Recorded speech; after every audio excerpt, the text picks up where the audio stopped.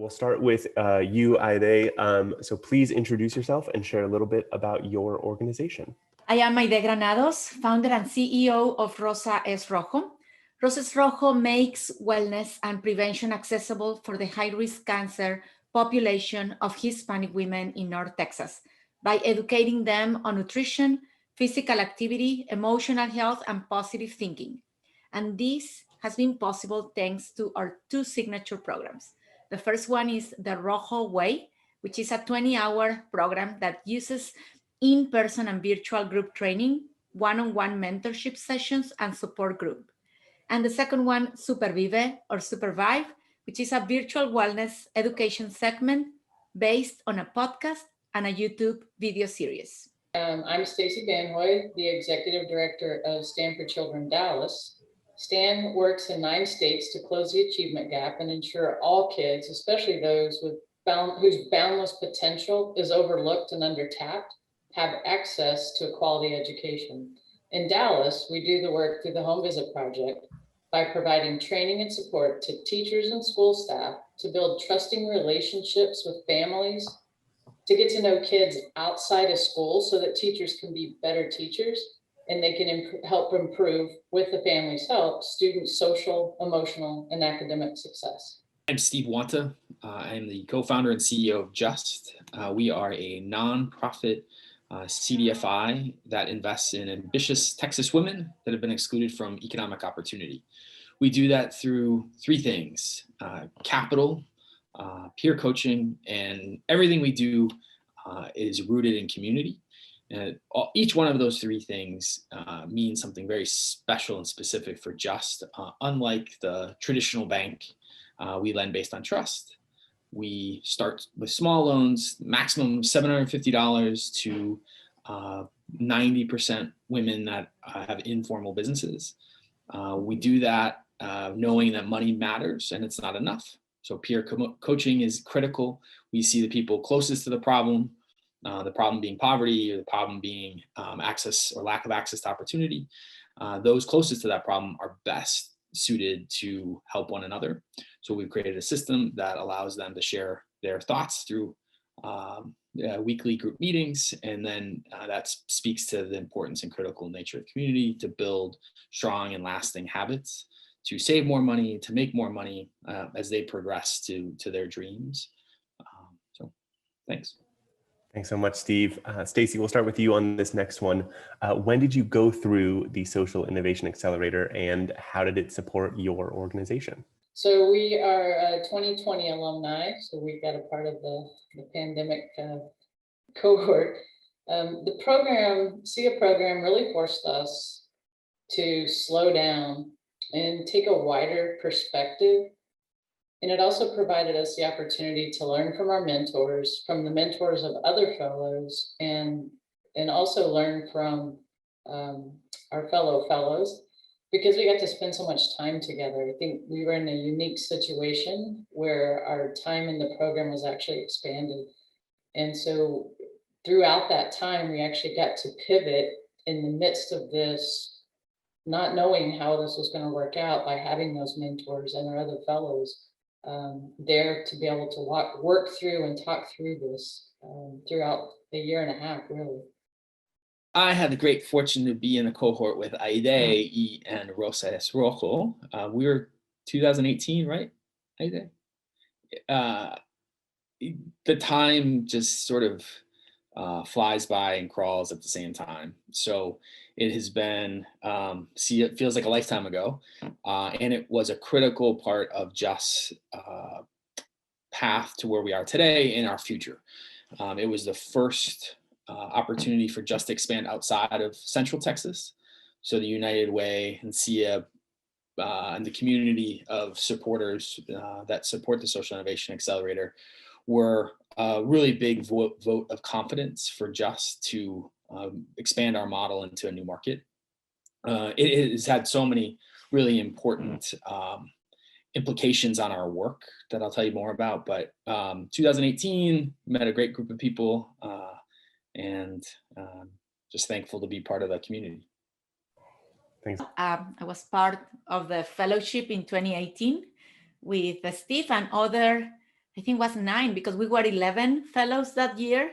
And I wanted to say that the Social Innovation Accelerator has been, I cannot say was, but it has been groundbreaking for building capacity for us, for Rosas Rojo.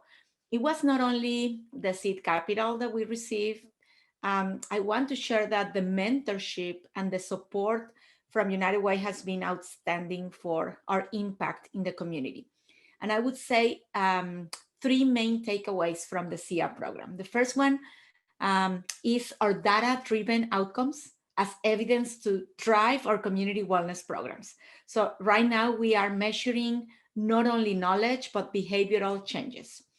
The second main takeaway is our leadership in the community as a cultural broker nonprofit that provides education, resources, and mentorship to low-income Hispanic women and their families, most of them undocumented immigrants.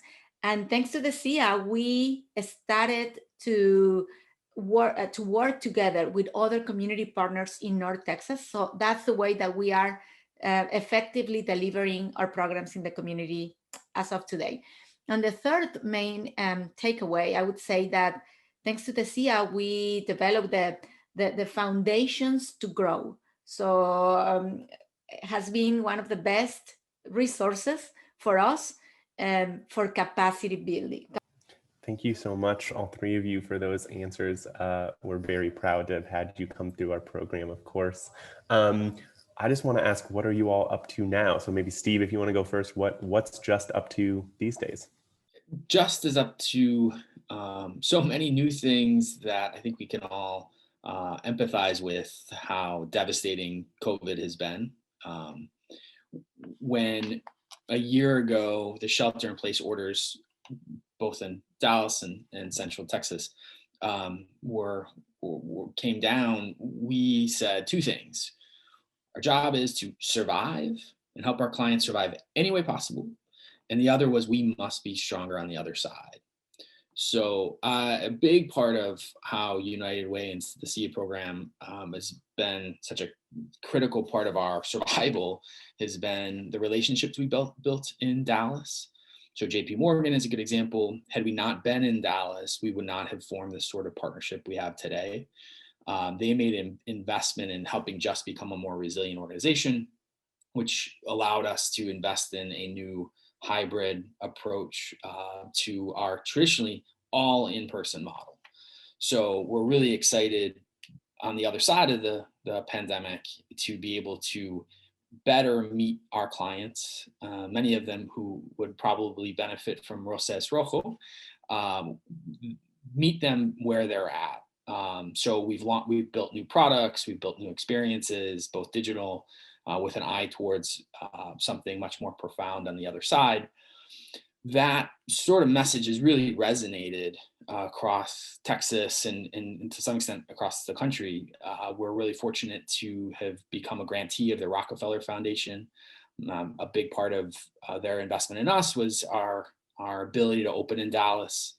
Part of our big new vision has been informed by just how devastating COVID has been on low-income communities. What is so clear is, as much as our work supporting small businesses is critical, income-only solutions are not going to get us out of this problem, which is inequality, inequity, and we have evolved faster than we would have ever imagined to focus now on addressing equity, and for us, that happens directly through ownership. We're talking about owning and growing businesses, but also how might we help people own other productive assets. So that message has really resonated, and we're really proud to be finalists in the Lone Star Prize, which is a $10 million grant underwritten by Light of Hill Philanthropies. So we'll find out mid-May if we're a finalist or if we're the winner. In Texas fashion, winner takes all, $10 million. So a lot of that, I think we can directly trace back to our experience at the Social Innovation Accelerator, and certainly the network that came out of it has been central to where we stand today. much, Stephen. We're waiting with bated breath for May to hear how y'all do. It was so exciting to see you all named as a finalist. I'd like refreshed like 3 times to make sure that it was the right. I was like, oh man, Justin's doing huge things. So that was so exciting. Stacy, what's the home visit project up to these days? I don't know, but talk to Steve. That's awesome. So as Steve said, COVID, really shifted things, I think, for everybody's work. And just kind of looking back for a second, because I think that's important. Our tagline has been relationships matter. And as we went into the lockdown in March, we were just completing this year's home visits, where teachers go out, visit families in their homes, get to know them so that they can be better at their jobs and partner with families. And as that happened, teachers began reaching out immediately with needs beyond education. So there were needs with rent, there were needs with getting to food and those kinds of things. So the work in the past year really changed dramatically, where we were doing everything we could to partner with other nonprofits and churches and things like that to really support families and teachers get through what was happening as best we could, being a small nonprofit. So that really helped us double down and know that those relationships that teachers build with families allows families to reach in when they need help. And if we don't have anywhere to reach, and I think, again, this past year has been so key, if we don't have anywhere to reach, we don't have anybody to reach out to, we get left behind. And I think that's all of us, teachers, families, nonprofits, businesses. So as we look forward into the coming year, we've had great success with teachers visiting families' homes and the outcomes, kids showing up for school, parents having two-way communication, which is awesome. As we look to this next year, though, we're going to introduce a pilot program in a couple of Arlington schools. And what we want to do is we really want to focus on building out the community so that these relationships aren't just kind of one-off relationships where, while I'm your teacher this year, you're connected with me. But we want to change that whole dynamic. Instead of family engagement, we want that to be family partnership. And as we said at the pitch last year, relationships between teachers and families, that's the foundation that all the other academic things can be built upon. And we truly believe that equity piece that Steve talked about, that the equity piece is we have to understand our families, we have to understand where they're at. And teachers can't just be the only ones teaching at school. So it's really important to build the capacity of families and help them realize that they are their kids' first teacher. And that to do this together creates that community that we believe is going to get us even further along and help all kids be successful. This isn't just about academics. And I think this past year taught us that. This is about that social, emotional, mental, community building, knowing when something like this happens, we've got the support around us. So how do we build community within a school that also doesn't revert back to something else if we go away? So very much like Heidi said, that this is about building that community and behavioral change. So we're after change in behavior so that this is the way things are from here on out, that we have community in school to support kids and families in their lives, in their learning. So we've seen a lot of really great things, and we're really excited to launch this pilot in the coming year. And very much so that, having our mentors to be able to bounce these things off of, to talk to these things to our fellows about these ideas and stuff has been really helpful. So having SIA give us a safety net to lean back into has been really important as we launch forward. First, I want to celebrate the resilience that Steve and Stacy are sharing with us. I mean, it's amazing how, yes, we have been living in a year, with a lot of uncertainty, but it's very encouraging just to hear how you are evolving. So thank you so much for sharing that. And something like that has happened to us as well, because we used to do 100% of our programs in person. So we used to do the workshops and the mentorship sessions, even the support groups face to face. So it was COVID-19, and we moved 100% of our services online using Zoom, and then teaching the Hispanic women that we serve how to use a platform like Zoom, for example. So it was not only wellness education, but also we were just, delivering Zoom one-on-one and supporting them in that process. So we did that successfully. We are doing and measuring our programs 100% virtual right now. And thanks to that, I just wanted to say that today we are laying the foundations for a virtual wellness community center. It doesn't have a name yet, but we know that we want to build a virtual wellness community center with the same social innovation that we have in the past, using Spanish and culturally relevant content. So in that process of building the virtual wellness community center, we were selected at the beginning of this year as 2021 Roddenberry Foundation Fellows. So this is a group of nationwide activists, leaders, and disruptors who are responding to structural inequities. So thanks to the funds from the fellowship, we are strengthening our staff, the operation part, we are keep building capacity, but also laying those foundations to have a frame, a business plan to start the virtual wellness community center.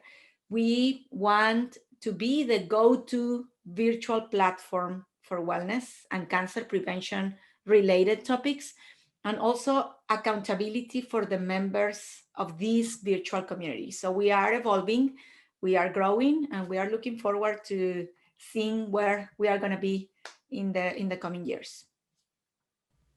Well, thank you all so much. I realize in sort of drafting some questions for this, I asked all of you what you're up to now, and all of you, as the visionary founders you are, all started talking about your big plans for the future, which is just so exciting. And it shows the great vision you all have. I think, really the last question that we maybe have is just, how can folks who tune into the pitch this evening get involved with your organization? And I'll start with Stacy. How can folks get involved? We work directly with teachers. And so in terms of volunteering and being directly involved, it's not as easy. So we're going to make the pitch, right? It's always helpful for us if we have financial gifts to support the work that we are doing. It's a 2-person operation right now. We stay lean for a reason, because we can impact even more people. So if you'd like to help us out in that way, you can go to homevisitproject.org/donation, and you can give there.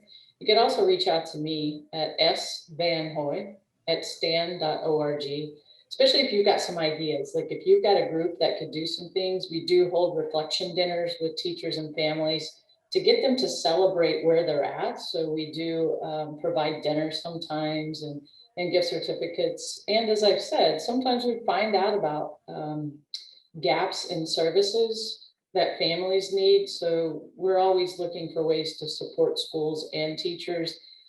We can't always wait around for policy change. So there are times when there's an actual need there. So if you are somebody who's interested in this work, reach out to me.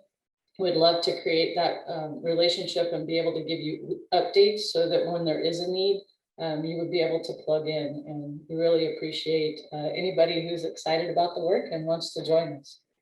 We are growing our board of directors, as well as our pool of professional volunteers. So we are also looking for committed donors who want to support our purpose and help to have a stronger and healthier Hispanic community, which will impact our economy as well. So if you are interested in being a donor, a volunteer, or even board member, just please send me an email at AIDE, AIDEE, at rosaesrojo.com, and I would love just to be in touch with you.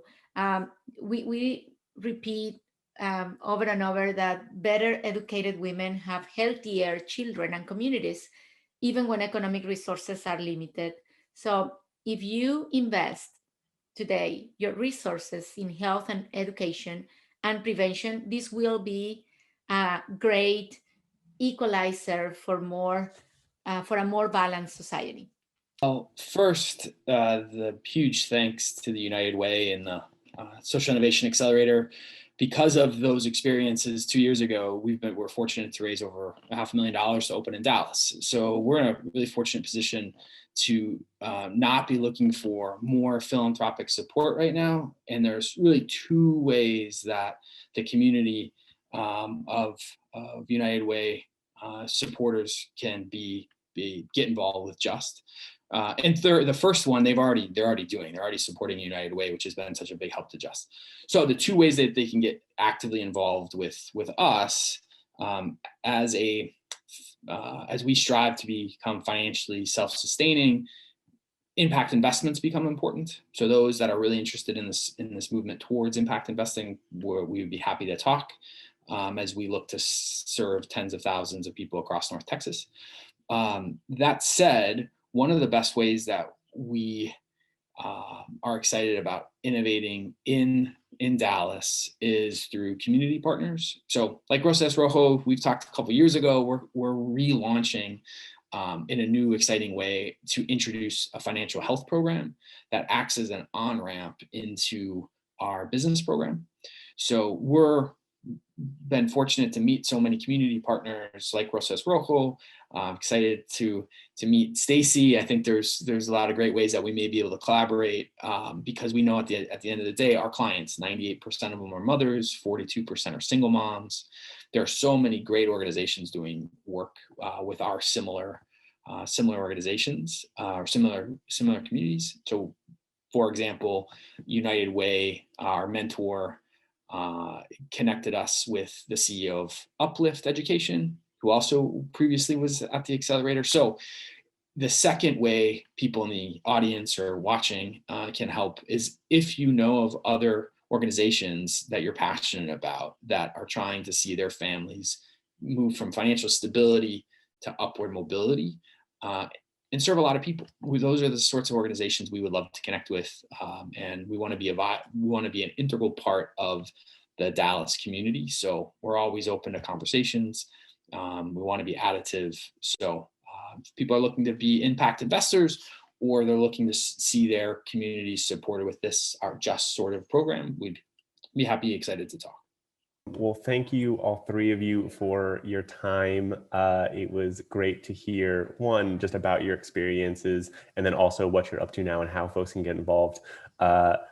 We really appreciate it. We are so excited to have you as alumni, and we encourage everyone to get involved with one, two, or all three of these great organizations to support the work they're doing.